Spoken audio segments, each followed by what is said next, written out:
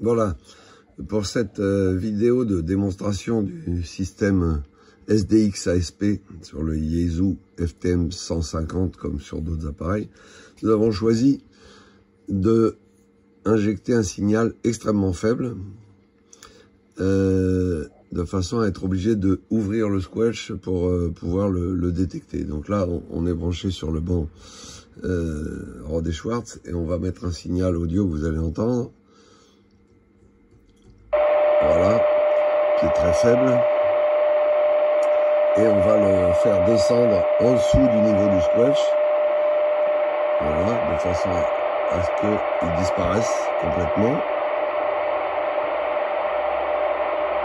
Voilà, il va pas tarder à disparaître. Voilà, normalement, voilà, il devrait disparaître. On est actuellement au bord des Schwartz à un niveau de moins 134 dBm. On le voit ici, ok, moins 134 dBm. Si je monte un peu, voilà, on a le signal. Si je redescends, on perd le signal.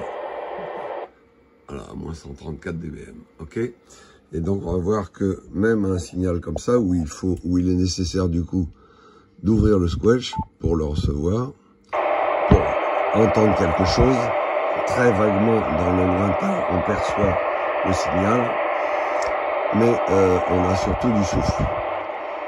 Donc dès qu'on agit et qu'on met le SDX, ça supprime le souffle.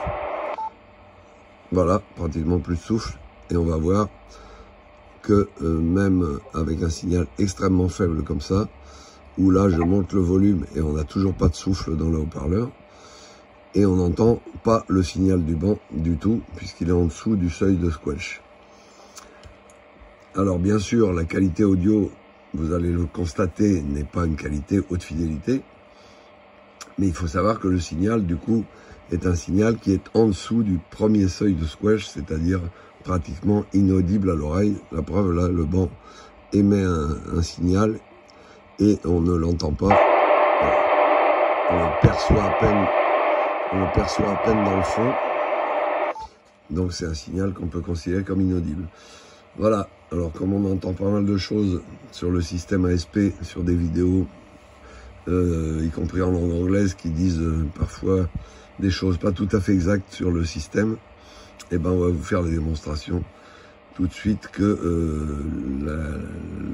le système arrive à ressortir l'audio et la voix de l'opérateur, même si elle est en dessous du seuil de squelch et du premier seuil de squelch.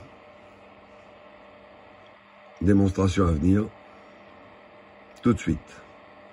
Alors, ça remonte à quelques années d'hier. Voilà, le prénom c'est Jacques, le prénom, et fidèle sur la montée de 2 mètres. Moi, je trouvais que ça impactait un petit peu partout d'ailleurs. Même le 50, hein, oui, là, c'est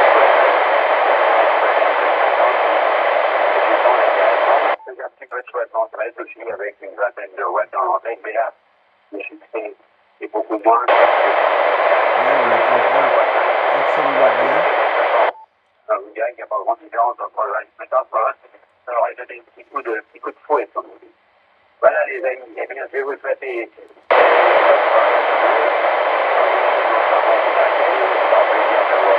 de noter la QRV, mais je vais pas beaucoup sur ces bandes là,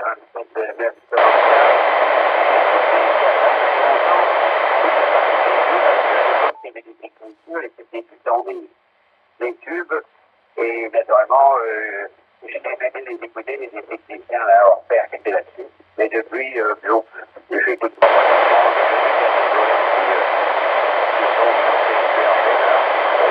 On ne comprend absolument rien. Et là, où il y a on la bonne propagation. correctement ce que l'opérateur dit. Voilà les amis, à très bientôt. Alors que quand on l'enlève, Beaucoup de ce soir. on ne comprend plus rien.